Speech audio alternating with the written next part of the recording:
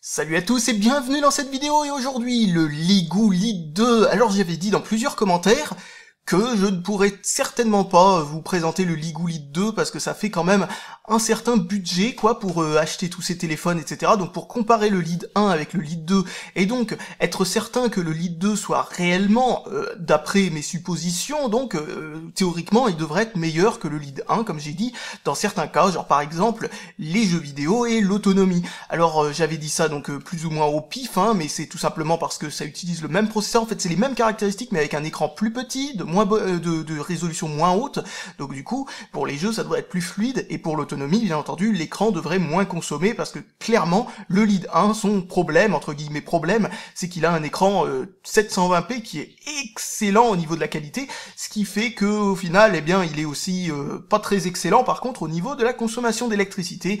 Et bon on a une autonomie honnête bien entendu, mais j'avais dit que a priori le Lead 2 vu qu'il utilise la même batterie devrait avoir une autonomie plus haute. Comment ça se fait alors que j'ai le Lead 2? Eh bien c'est parce que visiblement Deal Extreme, vous savez dx.com, un site que depuis longtemps je recommande dans les commentaires, donc c'est voilà, vous connaissez un peu sa fiabilité, etc. Visiblement ils ont eu pitié de moi et ils m'ont dit oh, si vous voulez on vous offre gratuitement le Ligoo Lead 2, etc. etc. Bon vu que en gros plus ou moins les vidéos que je fais depuis toujours, même si je les faisais pas en gros grâce à Deal Extreme, avaient tendance quand même à faire du bien à leurs affaires, entre guillemets. Donc, ils se sont dit qu'ils me devaient bien ça, donc ils m'ont envoyé le Ligoo Lead 2 gratuitement, vu que, a priori, j'avais tendance à, exprimer une opinion favorable. Enfin, une opinion favorable, ce que je veux dire par là, c'est qu'ils avaient l'air contents plus ou moins du fait que je dise que Ligoo faisait du bon matériel, en toute honnêteté, de toute façon. Donc, voilà. Ils veulent savoir si c'est exactement pareil pour le Lead 2 qu'ils ont eu en exclusivité en précommande et qui sont plus ou moins les seuls encore à vendre pendant une certaine période de temps. Donc bon, peut-être qu'ils veulent se rassurer sur le fait qu'ils ont fait le bon choix de mettre autant d'argent là-dedans. Alors comme vous pouvez le voir, visiblement certes ils m'ont offert le truc mais ils ont pas fait beaucoup d'efforts sur l'emballage. Bon, faut pas tout demander non plus pour l'avoir gratuitement tout de même. Et ils m'ont donc fait un emballage vraiment extrêmement rudimentaire. Donc ça nous permettra de savoir dans un sens, même si habituellement ça fait pas vraiment une bonne pub pour Deal Extreme en matière de façon qu'ils ont d'emballer tout ça, surtout avec ce vieux scotch pourri qu'ils ont mis sur la boîte. Donc ça c'est vraiment un truc que je trouve pas terrible, mais j'ai déjà commandé plusieurs fois sur Deal Extreme et c'est pas arrivé dans un état pareil, donc voilà, bon. Passons ce détail, et nous voici au téléphone. Alors il est 5 pouces cette fois-ci, et QHD, et pas Q majuscule HD, Q minuscule HD, je le répète à chaque fois, mais c'est pas la même résolution. Ça c'est vraiment les gens qui ont fait les noms pour les résolutions qui sont complètement stupides. Donc voilà, il est beaucoup plus compact que le Ligoo Lead 1, donc je vais vous le montrer côte à côte après ça. Nous avons un protège-écran là-dessus, avec une petite bulle, oh c'est dommage. Il était super bien posé celui-là du Ligoo Lead 1, donc... voilà, donc un truc, ce qui est bien, c'est qu'avec l'emballage tout pourri, on verra si tout a bien survécu au choc. Donc voilà, donc on enlève le carton, a priori le même genre d'emballage que pour Ligoo Lead 1. Ah, on verra si les batteries sont strictement identiques, parce qu'en tout cas elles ont la même capacité, elles se ressemblent beaucoup, etc. Donc on va voir si les batteries entre le Ligoo Lead 1 et le Ligoo Lead 2 sont interchangeables. Et un chargeur de bonne qualité qui malgré tout ne rentre pas dans nos prises françaises, mais rentre dans la plupart des prises européennes, malgré tout. Bon, ça c'est le problème de l'épaisseur. En fin de compte, ils auraient dû décentrer un petit peu les trucs pour faire en sorte que la prise de terre ne pose pas de problème, donc on est obligé d'utiliser un adaptateur malheureusement pas fourni, et ou d'utiliser tout simplement une prise qui n'a pas la terre chez nous. Donc ça c'est voilà, petit mauvais point là-dessus. Donc bon, on va pas enlever ce petit bout de carton, ça sert à rien, il y a rien en dessous. En dessous nous avons les mêmes oreillettes de bonne qualité qui sont données avec, c'est-à-dire les oreillettes que je vous ai dit qui m'ont surprise mais énormément à quel point ils étaient bonnes. Ah, un truc que j'ai oublié de vous dire, une différence entre le Ligoo Lead 1 et le Ligoo Lead 2, c'est que voilà, il est un peu plus petit, il est un peu plus compact, etc. Bon, il est très très très beau lui avec, vraiment très très très beau avec du métal sur le contour. Vous voyez, là c'est en plastique, mais là à partir de là, à partir des vis, c'est en métal, tout le côté est en métal, ce qui est vraiment, je trouve ça vraiment bien au niveau du toucher, c'est excellent. Ça a un toucher assez froid, vous savez, c'est pas aussi chaud que le plastique, et le plastique, moi je trouve que c'est Enfin voilà, que c'est pas aussi agréable en main, quoi. Ça a une tendance à devenir un peu chaud, quoi, dans un sens. Enfin, ce que je veux dire, c'est par rapport aux frictions, quoi. Le métal, lui, c'est lisse, c'est doux, c'est différent. Et donc, ce que je disais, la différence, c'est le prix. Alors, le lead 1 coûte dans les environs de 100 euros, le lead 2 coûte dans les environs de 80 euros. Donc, a priori, s'il est, comment dire, supérieur au lead 1 sur beaucoup d'aspects, eh bien ça voudrait dire que en plus de ça il coûte moins cher, donc c'est pas une mauvaise chose. Alors je vais quand même vous faire un récapitulatif encore une fois, comme si je l'avais pas déjà fait assez, des bons points auxquels je m'attends. Premier bon point auquel je m'attends, c'est le support de l'OTG. Alors qu'est-ce que c'est que l'OTG? C'est brancher un câble bizarre sur ce truc là. Tiens, d'ailleurs je vais chercher un câble de ce genre. D'ailleurs, fait intéressant, il n'est pas fourni avec un câble.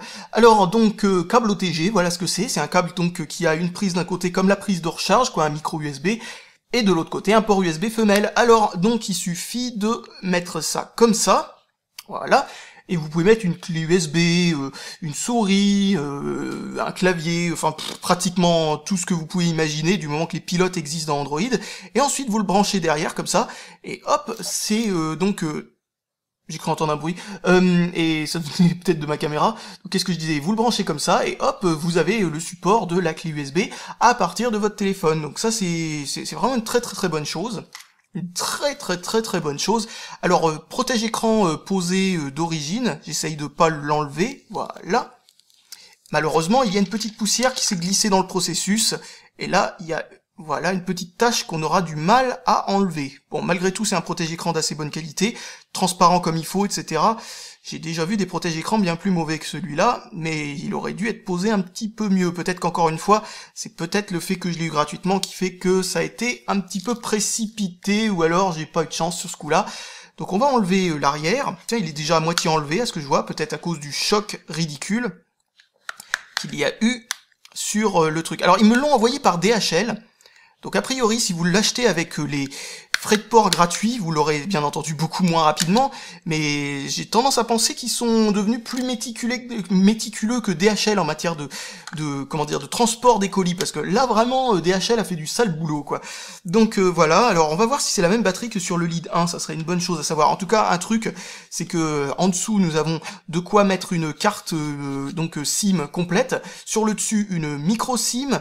Oui, une micro SIM et non pas une nano SIM, et là une micro SD bien entendu.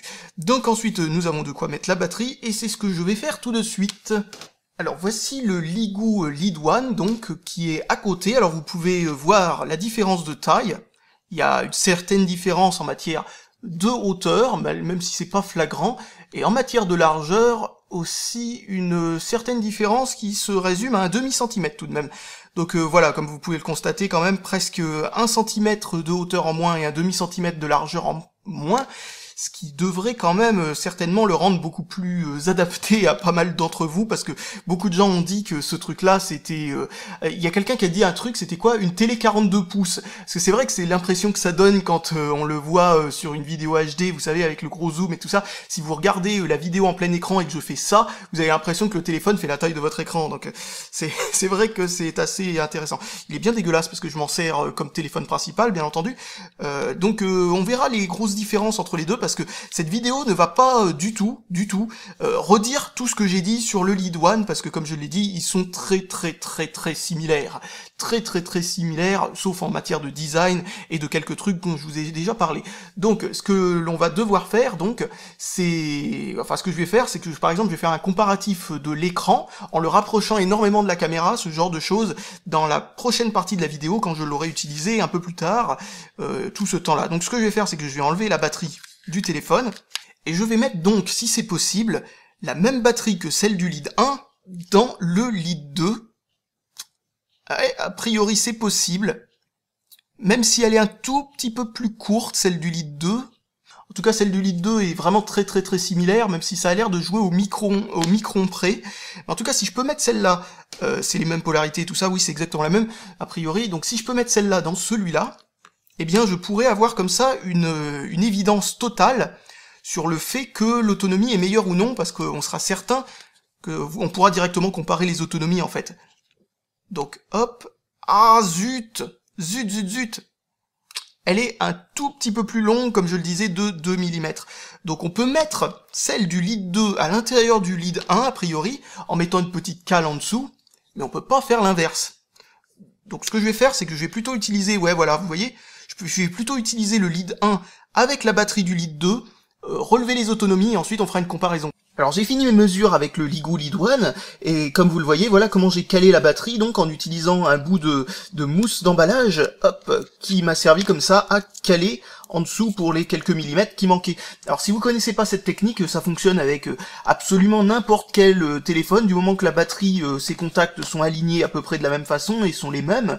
Vous pouvez prendre une batterie qui est toute petite comme ça, et puis hop, mettre quelque chose pour le caler comme il faut, et c'est bon, vous avez réussi à vous dépanner d'une batterie. Si vraiment vous avez un gros problème, genre par exemple une batterie qui fonctionne plus ou ce genre de truc et vous avez vraiment besoin de votre téléphone, ça peut être une astuce à retenir, ça fonctionne plutôt pas mal. Bon, toutes ces histoires de batterie sont terminées, on va enfin pouvoir l'allumer. Alors un truc que j'ai vu avant même de commencer à l'allumer, c'est que j'ai pu remarquer un truc, c'est que déjà l'écran, vous voyez, il entre un peu plus à l'intérieur du téléphone, c'est-à-dire qu'en fin de compte, il est moins exposé au choc, etc. Il y a une petite bordure très fine, hein, c'est vraiment, voilà, c'est vraiment pas grand-chose, on le sent pas vraiment en passant son doigt dessus, enfin on sent quand même qu'il y a un relief, bien entendu, mais voilà, c'est pas dérangeant, et donc ça devrait faire en sorte qu'il devrait être plus solide, logiquement, que le lead 1, qui a l'écran qui dépasse un tout petit peu du dessus du téléphone, enfin du dessus, de la surface du téléphone, donc du coup, bon, bah voilà, on voit qu'ils ont essayé de faire un petit effort là-dessus. Bon bah c'est parti pour le démarrer donc. Alors la même animation, hein, a priori au niveau du firmware il n'y a pas de surprise, ça doit être pratiquement exactement la même chose. Comme d'habitude il est assez rapide à démarrer, en plus là ça doit être plus ou moins le premier démarrage, donc c'est un peu plus lent que d'habitude, donc voilà, vous êtes pas du tout dépaysé. Sincèrement, c'est exactement les mêmes icônes, c'est exactement la même chose, c'est exactement le même launcher d'origine, avec comme d'habitude le petit menu en anglais, mais tout le reste est en français quand on l'a mis en mode français. D'ailleurs, on va le mettre en français tout de suite, juste pour voir si c'est bien le cas. Donc hop, avec le clavier d'origine d'Android, enfin bon bref, le même firmware, hein, donc je vais pas répéter ce que j'ai dit. Il y a même GoKeyboard installé par défaut, que l'on peut désinstaller sans aucun problème. Alors si les icônes ont mis un petit moment à réapparaître, c'est parce que je viens de changer de langue, donc ça a changé vous voyez, ce menu reste en anglais, tout le reste est en français normalement, sans aucune exception. Donc, alors déjà un truc que je peux dire, c'est que vraiment l'écran a beau ne pas être 720p, il est magnifique. C'est vraiment un très bon écran. S'il y a bien un truc qu'ils savent faire chez Ligoo, c'est choisir l'écran. Ah, vous voyez ce truc qui clignote, ce qui veut dire qu'il y a encore cette fonction ridicule et inutile qui fonctionne toujours aussi mal d'ailleurs. Donc qu'est-ce que je disais? Ouais, on peut la désactiver très facilement, c'est activé par défaut, mais ça se désactive en allant dans les paramètres et en allant dans Gesture, je crois, qui se trouve ici, voilà. Et hop, on décoche ça, et maintenant on a plus cette petite LED à 2 balles qui clignote dans le launcher et dans la galerie. Donc parce que quelqu'un m'a demandé si ça bouffait de la batterie, cette petite LED infrarouge.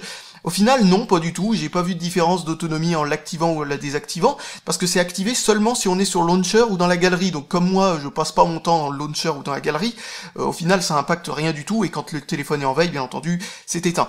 Donc, qu'est-ce que je voulais dire sinon à propos de ça ? Oui, je disais, l'écran est incroyablement beau. Alors je vois pas du tout les pixels. Faut vraiment encore une fois se rapprocher de l'écran d'une manière très désagréable pour voir les pixels. Donc a priori, c'est pas parce qu'il est pas 720p que ça veut dire que l'écran est forcément de moins bonne qualité.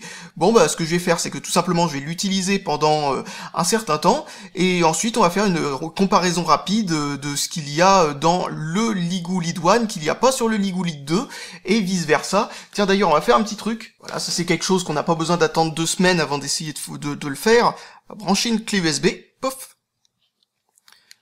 Alors, la clé USB clignote, donc ça c'est déjà très bon signe, hop, ça apparaît, ça me demande si je veux changer le disque par défaut, mais non, on va dans le gestionnaire de fichiers pour voir ce qui se passe, et hop, j'ai accès à ma clé USB qui contient rien de très intéressant, parce qu'elle contient des vieux pilotes à la con, pour notamment une caméra à 2 balles que j'avais testé en vidéo il y a un moment déjà.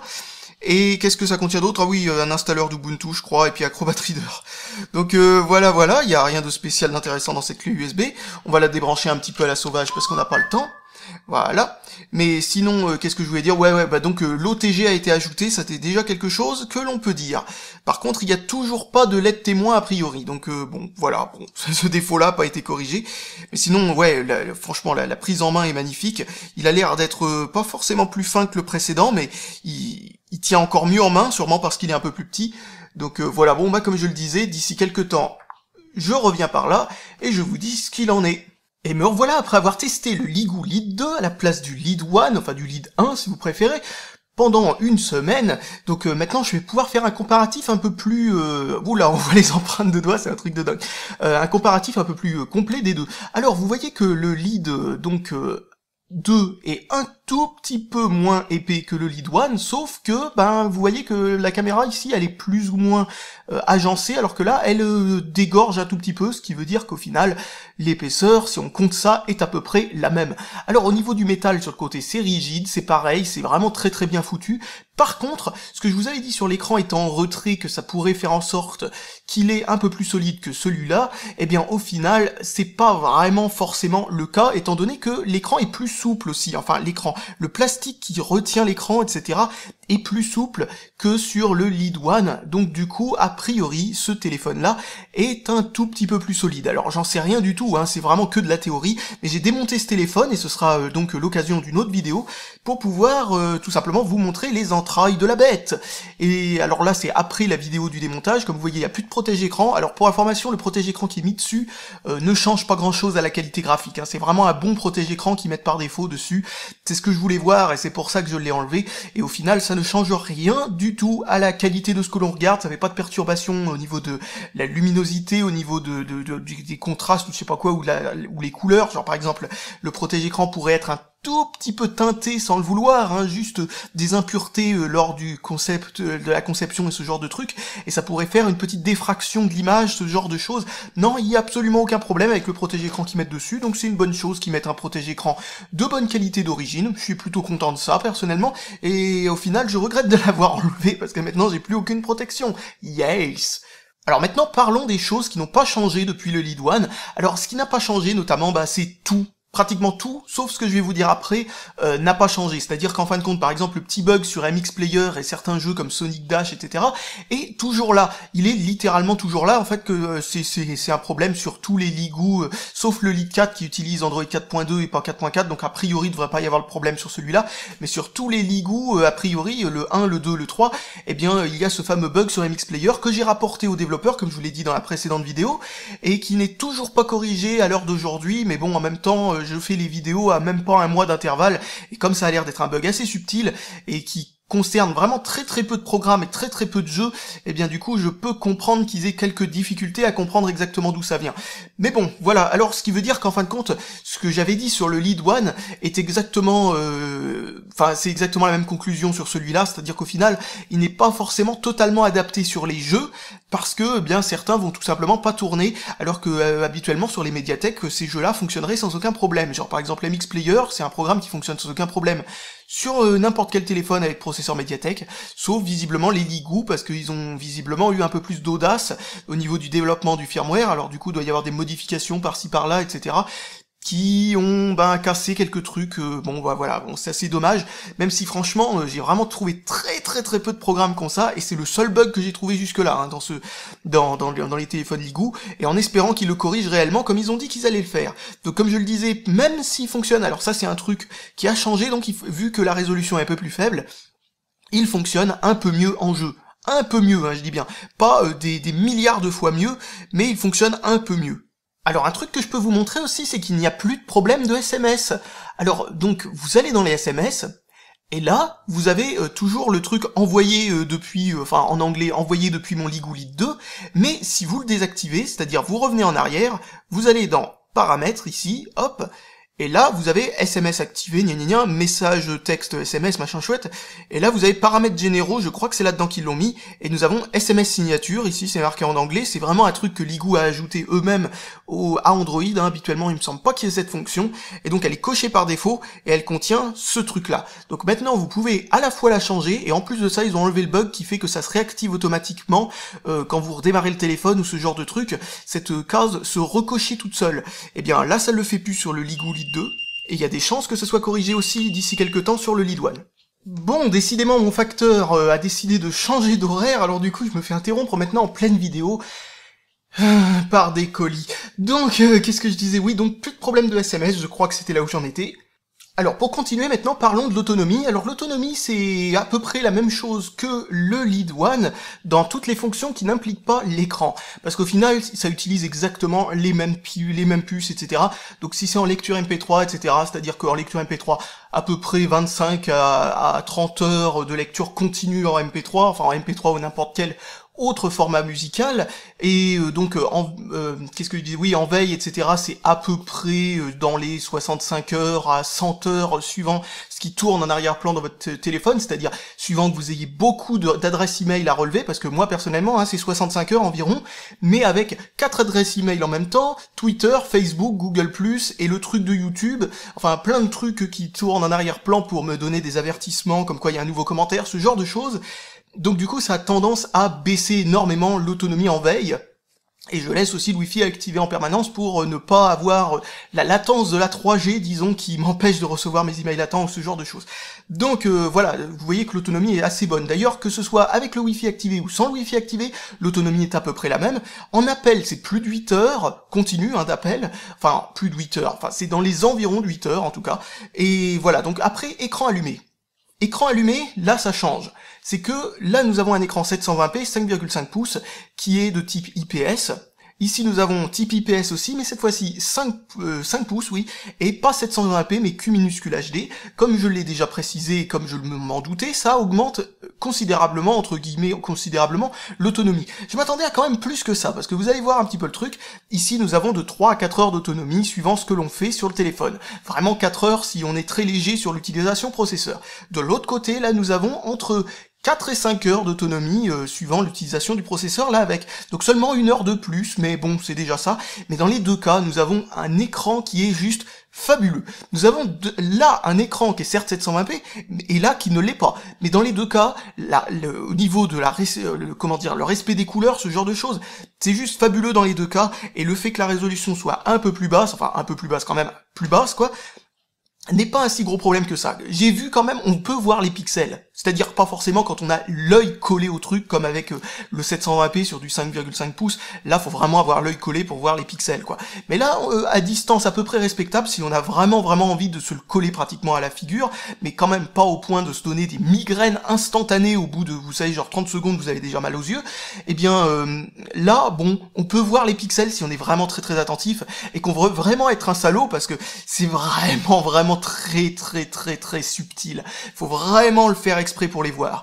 Donc la même résolution sur du 4 pouces, on verrait pas la différence quoi, entre du 720p et autre chose. Mais comme ils ont choisi 5 pouces contre 5,5 pouces de ce côté-là, il y a quand même une différence palpable de densité de pixels. Quand je dis palpable, je veux pas dire non plus qui saute aux yeux directement, mais elle se voit quand même. Il y a un petit quelque chose comme ça. On n'est pas à du 300 dpi par exemple, on est un peu en dessous, ça se voit parce que il paraît que l'œil ne voit plus la différence à partir de 300 dpi. Enfin, en gros, l'idée c'est que voilà, l'écran est excellent, vraiment meilleur que sur beaucoup de téléphones qui ont même un écran. Enfin, si ce que vous préférez de privilégier, c'est le confort visuel, c'est-à-dire le fait qu'il agresse pas les yeux, parce que ça c'est un truc aussi qu'il a de bien cet écran, comme l'autre d'ailleurs, c'est la même technologie, ils ont dû le prendre au même fabricant, juste une résolution un peu inférieure.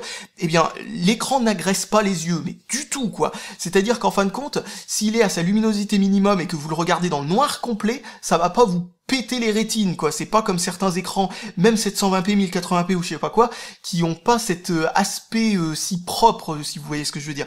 Et parce qu'il y en a certains, genre des 720p de la même taille que celui-là, par exemple dans un téléphone THL que je vous montrerai déjà dans quelques temps, et bien voilà, ça brille quoi, ça brille, ça use les yeux, et même à la luminosité minimum, si vous regardez en plein dans le noir. Et bien celui-là il a pas ce défaut là, c'est vraiment pas mal, enfin en tout cas à ce niveau là c'est vraiment une belle qualité, j'ai envie de dire. Donc comme je le disais dans la première partie de la vidéo, franchement ils savent choisir leurs écrans. Ça saute aux yeux, malgré que la résolution soit plus faible que la majorité de ce que l'on peut trouver, ça saute aux yeux que l'écran a été bien choisi sur ces points-là. C'est pas comme par exemple les Samsung où ça déforme vraiment les couleurs, ça fait un peu fluo par exemple, à cause de la technologie AMOLED. Bon, même si la technologie AMOLED, bien entendu, a beaucoup d'autres bons points autour de ça, notamment la consommation d'électricité, justement le défaut de ce type d'écran, qui est vraiment de très bonne qualité, mais son défaut c'est la consommation, ce qui fait que voilà, comme je le disais, 4-5 heures en utilisation vidéo ininterrompue, ou en n'importe quelle utilisation, c'est-à-dire une utilisation genre jeu, c'est genre 4 heures environ. et vidéo en SD utilisée comme ça en permanence, eh bien voilà, ça pose aucun problème. Ça 5 heures, je trouve que c'est une autonomie tout à fait respectable. Il a tendance à laguer un petit peu plus, vous voyez quand vous faites ça, etc., ça accroche un petit peu plus qu'avec le Lead 1. Alors ce que j'ai remarqué, c'est aussi que ce téléphone-là, il a une plus faible résolution d'écran, donc logiquement, il devrait consommer un tout petit peu moins de RAM. Mais pas énormément moins de RAM. Et là, on passe de 200 MO utilisés seulement par Android, genre si on enlève tous les processus annexes, et là, nous sommes à 350 MO, donc c'est presque le double, quoi, si on enlève tous les processus annexes. Et je pense que ce qu'ils ont enlevé, c'est qu'ils ont désactivé le triple buffering, c'est-à-dire un truc qui permet d'augmenter la fluidité du téléphone sur le Lead 2, et que sur le Lead 1, eh bien, il est activé, étant donné que c'est obligé d'être activé pour avoir le 720p de manière fluide, quoi. Et donc, ça fait que le Lead 1, fin de compte, est plus fluide que le Lead 2. Alors pourquoi ils l'ont désactivé dans le Lead 2? Sûrement parce qu'ils ont dû se dire que, vu que la résolution est un peu plus faible, eh bien c'est pas si important d'avoir le triple buffering. Le seul truc, c'est que quand même, dans certains cas, ça se voit. Notamment, comme je le disais, quand le téléphone, comme vous l'avez vu, là, il est resté sur cette page pendant un bon moment sans que je scrolle.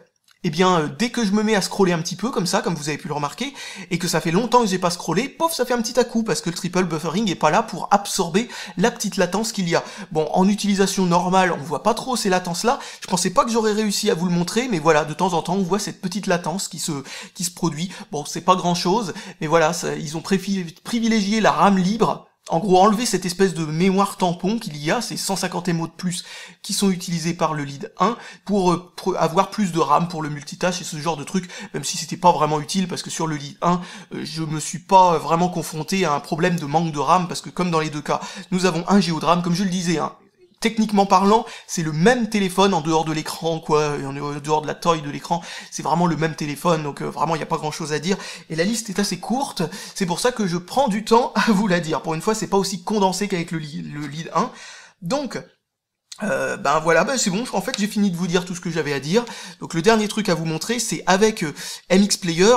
Vous l'avez vu aussi là, ce petit à-coup, là c'est très fluide, et là vous avez eu un petit à-coup quand ça faisait longtemps qu'un programme en arrière-plan a pas été utilisé. Enfin bon, c'est vraiment pas grand-chose, et ce sont pas des gros lags à la con comme on peut avoir parfois où on sent que le téléphone rame, un truc de dingue. Non, là c'est juste de aspect esthétique. Alors un truc que j'ai oublié de vous dire, c'est que oui, vraiment tout, hein, même sans l'exception des appareils photo, hein. Tout est identique au Lead 1, c'est-à-dire même qualité vidéo, même qualité photo, la même chose. Donc, on va sur MX Player et je vais vous montrer comment on fait pour faire en sorte que MX Player ne bug pas sur ce téléphone. Alors c'est pas compliqué, vous allez dans Paramètres ici, puis ensuite, vous allez dans... c'était quoi déjà? Dans Lecteur? Non, c'est dans Décodeur. Vous allez dans Décodeur ici, et vous cochez ici, Décodeur Software, ici SW, vous cochez ces cases-là. Audio software, je pense que c'est pas la peine. Mais sinon, vous cochez ces deux cases-là. Bon, en réseau, je pense que c'est coché par défaut, mais ça veut rien dire. C'est peut-être pas coché par défaut, mais en réseau, en gros, c'est quand vous allez lire un truc directement à partir d'un NAS. Bon, ça concerne pas forcément. Mais en gros, vous cochez ces deux cases-là. Comme ça, MX Player fonctionne directement sur le décodeur software au lieu d'utiliser le décodeur hardware qui fait planter le téléphone. Bon, c'est pas bien grave du tout. Et ce que je voulais vous dire à propos de ça d'ailleurs, c'est que... Ah oui, voilà, c'est ça. J'ai fait le test, et en mode software, MX Player consomme... la batterie, en gros, l'autonomie est meilleure en décodage software qu'en décodage hardware, en tout cas sur des vidéos en résolution DVD. Donc peut-être qu'en 720p, en 1080p, il y a une différence au niveau de l'autonomie, mais en tout cas en résolution DVD, eh bien, il faut quand même se rendre compte de ça. Ce qui est assez incroyable, c'est que l'autonomie est meilleure en software qu'en hardware avec MX Player. Donc, bon, voilà, ironie un petit peu étonnante. Donc nous avons Asphalt 8, un jeu qu'on m'avait dit de tester, donc pour voir les capacités graphiques de la machine, on regrettait que je ne l'ai pas testé avec le Lead 1, on va le laisser en arrière-plan parce que je vais pas arrêter de le ressortir sinon, et bon vous allez voir ce que ça donne avec le Lead 2, alors je l'ai testé sur le Lead 1, et je vais pouvoir voir en temps réel si c'est plus fluide ou non sur le Lead 2. Alors, qu'est-ce qu'il faut que je fasse? Non, on s'en fout, allez hop. Ferme-moi ça. Alors il y a une croix, c'est génial, mais je peux pas cliquer dessus. Bon tant pis, je suis obligé de faire suivant. Oh, on sent que c'est un jeu Gameloft. Enfin, il me semble que c'est ceux qui ont fait ce jeu. Donc niveau 1 quoi. Ok, bon bah allez hop. Ah, il faut que je clique sur le logo qui est en dessous et pas sur le gros cadre. Oh là là là là, bon, c'est pas grave. Donc, bon bah on va attendre que ça charge. Oui, vous pouvez vous rendre compte que je ne connais pas bien ce jeu, du tout. Bon allez, c'est parti. Donc, hein. Non, on va pas faire le tutoriel, c'est pas la peine. Et bon, bah voyons ce que je vois à ce jeu-là, parce que comme je vous l'ai dit, j'y ai quasiment pas joué. Je ne sais pas. Bon, j'ai pas du tout choisi mes différents trucs, etc. Bon, bien entendu, il y a un accéléromètre, ou voire même un gyroscope. J'ai pas pu déterminer si c'était juste un accéléromètre ou si c'était un gyroscope. Mais en tout cas, la précision est tout à fait honnête sur le lead 1 et sur le lead 2. Je dois devoir utiliser là aussi les mêmes pièces. Alors vous voyez que c'est pas totalement fluide, hein, comme vous pouvez le constater. Enfin, vous voyez que c'est un tout petit peu, mais vraiment pas grand chose. Comment on appelle ça? Ah oui, c'est vrai que c'est accéléromètre. Ah non, j'avais choisi dans les préférences, vu que ça a repris ma sauvegarde du cloud, ça a repris le fait que j'avais choisi la maniabilité au toucher, parce que je déteste l'accéléromètre. Bon bah c'est bien qu'il y ait les sauvegardes dans le cloud, c'est une bonne chose. Bon, je joue mal, hein, bien entendu, il y a une pédale de frein, donc normalement il faudrait que je freine. Oups, j'ai raté mon coup de frein pour déraper dans les comment on appelle ça, dans les virages, tout simplement. Bon voilà, donc je pense que vous avez pu vous faire une idée de la fluidité, donc c'est totalement jouable. Ah oui, un truc aussi que j'ai oublié de dire, c'est que contrairement à certains trucs, certes, c'est pas totalement 100% fluide, mais le framerate est plus ou moins constant, c'est-à-dire qu'en fin de compte, ça fait pas des grosses baisses, puis des grosses accélérations, puis des grosses baisses, puis des grosses accélérations. Non, c'est pas fluide, mais ça doit rester genre à 22 images par seconde constant. C'est certes pas 25 images par seconde ou 30 images par seconde, voire même encore moins 60, mais au moins c'est pas en train de faire des dents de scie et ce genre de trucs. Donc voilà, bah, je pense que j'ai rien de spécial à ajouter à propos de ce téléphone. Je regarde ma fiche encore une fois pour vérifier si j'ai rien oublié. Non, je n'ai rien oublié. Donc ces deux téléphones sont très très similaires, hein. Il y a juste, comme je le disais, le prix, la résolution et la taille de l'écran qui est différente. L'épaisseur est la même, hein. Quand on les pose comme ça, il y a comme je le disais, merde, j'ai perdu le mot. L'appareil photo qui fait cale en gros, et donc du coup quand on pose ses doigts là par exemple, on se rend compte que il y a moins d'un millimètre d'épaisseur entre le lead 2 et le lead 1. Donc au niveau de l'épaisseur, c'est pareil. Au niveau comme je vous l'ai déjà montré, au niveau de la largeur et la longueur, c'est à peu près 1 centimètre en hauteur. Ici, c'est un demi-centimètre en largeur. Enfin bon, bref, c'est pas significativement plus petit, mais ça peut faire la différence. Notamment, franchement, ça s'alloge mieux dans les poches. Et surtout, c'est plus facile de taper juste avec le pouce avec celui-là. Donc, certes, c'est seulement un demi-centimètre de moins, mais ça fait la différence tout de même si vous voulez taper juste d'un seul pouce, ce genre de choses. Mais sinon, voilà, il y a vraiment pas grand-chose à dire de plus sur ces deux téléphones concernant les différentes. Donc voilà, bon, a priori c'était pas une vidéo très très indispensable, sauf pour se rassurer, pour moi déjà, rien que ça, pour se rassurer en matière du conseil que je donnais à la fin de la première vidéo, c'est-à-dire que le lead 2 est peut-être un peu meilleur, et au final, oui, c'est vrai, si l'OTG vous intéresse, eh bien il est un peu meilleur. Si vous cherchez une fluidité plus importante, par contre, bah non, au final, ça c'était un des trucs en jeu, c'est un tout petit peu plus fluide, mais sinon, en dehors des jeux, eh bien c'est totalement identique. C'est même un tout petit peu moins bon, comme je vous le disais, avec ces petits lags qui arrivent, comme je le disais, quand un programme est resté en plan pendant un petit moment, eh bien c'est plus fluide sur le lead 1 dans ce cas-là. Enfin bon, bah voilà, donc ils sont vraiment très très équivalents l'un comme l'autre. Sur ces aspects-là, et comme je le disais, la seule fonction qui peut donner vraiment envie de prendre le lead 2 plutôt que le lead 1, c'est l'autonomie un peu supérieure et l'OTG, sinon le reste est totalement identique. Et ce qui peut donner envie de prendre le lead 1 plutôt que le lead 2, c'est la résolution un peu supérieure, la taille de l'écran un peu supérieure aussi qui peut être intéressante, la solidité qui théoriquement, c'est seulement théorique, hein, franchement, parce que voilà, j'ai pas fait tomber le lead 2 un milliard de fois pour pouvoir comparer s'il résiste aussi bien que le lead 1, et bien voilà, au niveau de la solidité, le lead 1 a l'air meilleur parce que vraiment l'écran est extrêmement rigide, pas souple du tout, l'arrière est rigide aussi, etc. Alors que le lead 2, eh bien, est un tout petit peu plus souple sur l'arrière, les bords sont tout à fait, sont aussi solides l'un que l'autre, mais l'écran l'écran lui-même donne une impression aussi de souplesse un petit peu plus importante. Bon, j'ai pas dit qu'il était souple, mais je dis que quand on appuie sur les bords, par exemple, on se rend compte que le plastique qui permet de le tenir autour, au niveau du contour, et n'est pas aussi épais, etc. Et ça se confirme une fois que je l'ai démonté, et donc vous verrez la vidéo de démontage un peu plus tard. Donc voilà, je n'ai plus rien de spécial à dire, et comme je le disais, Deal Extreme m'a envoyé ce téléphone pour que je puisse faire cette comparaison. Si vous avez envie, vous pouvez l'acheter chez eux, même si c'est pas du tout obligatoire. Oups, reçu un SMS en plein milieu de la vidéo. D'ailleurs, vous avez pu voir cette fonction assez sympathique qui fait popper le SMS comme vous l'avez vu sur le dessus, comme ça on n'a pas besoin d'ouvrir l'application SMS pour pouvoir répondre, on peut répondre par-dessus le SMS que l'on a, par-dessus l'application que l'on est en train d'utiliser actuellement. Donc ça c'est une fonction assez sympathique de ce truc-là.